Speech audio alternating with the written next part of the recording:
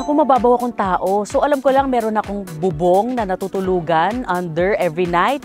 Pagkain, 5 times a day. Snacks, meron akong aso. Meron akong 2 magandang anak. Buhay pa ang parehas na magulang ko. Thank you, Lord. Healthy po ang lahat ng mga kapatid ko, magulang ko. May pambili kami ng gamot. Meron kaming pambili ng maintenance para ilaban ng mga sakit.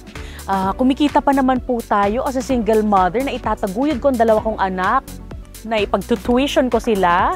Oo, and nakakagawa kami ng mga vacation every now and then. Thank you, Lord. And madami pong trabaho. Yes, at kahit na madaming trabaho ay meron pa rin kaming bonding time. Hindi nawawala yan. So balance ang buong buhay ko ngayon. I'm so happy for that. And also, kailangan isa-isahin yung mga trabaho. Missing husband, daig kayo ng lola ko.